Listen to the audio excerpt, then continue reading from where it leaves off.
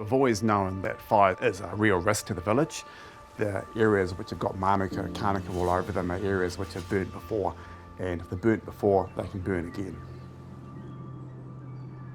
St Arnaud is a small town, under 200 in permanent population, but they're passionate about being here, and one of the reasons I started this project is I don't want to see a place that I love burned to the ground. I don't want to see 25 years of conservation work with the mainland island go up in smoke.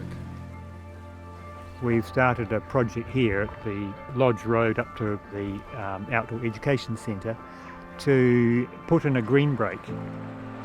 This is an opportunity, I guess, to really create a defensible space to slow a fire if it was either moving towards the village or moving out from the village. So the discussions around that were really, how do you do this in a nice way? And this is National Park. This is not an area where people want to see bulldozers blading the ground off down to bare earth. It might be appropriate in farmland or in production forestry area, but at National Park, people expect beauty to be retained. So how can you do that? And that came down to replacing flammable vegetation with less flammable vegetation. The most difficult part, getting started, and you need a body like a community council or a respected organisation that you can use to get the attention of the bureaucracies. You've got your local council, and in this case the Tasman District Council has been very supportive with grants for 3 years running. The community have really led a lot of this themselves. I think that's been part of its success. They've got out there, done a lot of the physical work, coordinated the community, worked on the landowners and getting different people together to be able to play the part that they need to.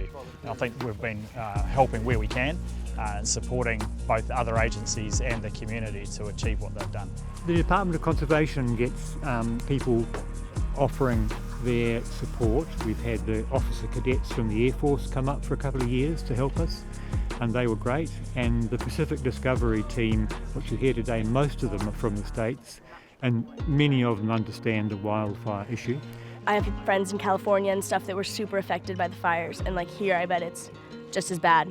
And it's really important to get people informed. We start with a joint understanding of values, what we're trying to protect, and also fire behaviour and understanding and appreciating what might work. What we're doing here is we've removed the things that burn, the manuka kanuka that burn easily, and then we're replacing them with things that don't burn easily. They'll grow into quite big bushes, so it sort of forms a fire break, a wall. There has been fires through this area before, and of course that prompted us, didn't it, to feel that we needed to protect ourselves a little bit, that we could see what would happen to this whole peninsula, and that the more we could do to help ourselves here, the better. In 2 years' time, I think we'll have this green break finished, but in the longer term, giving people ownership of what they do is really important, because it invests them in the project, and it means that they draw other people in, and so it becomes a generational thing, that you get a flow on of people prepared to come in and do this work. It's going to take probably about 5 to 8 years, but it's going to end up being a more diverse forest for having that intervention. If there was a fire, they'll be less damaging and people will be safer, and that's nice to know. Also, I think it's cool, like, we're in this beautiful place and like we should give back to it. For other councils who are being approached to have this conversation with their communities, my advice is to be open to having that conversation. FENS is probably a really good touch point because you've got that common understanding about fire behaviour. Use examples like St Arnaud and what's happened here to show what can work. So yeah, don't put your head in the sand, get out there and do something about it.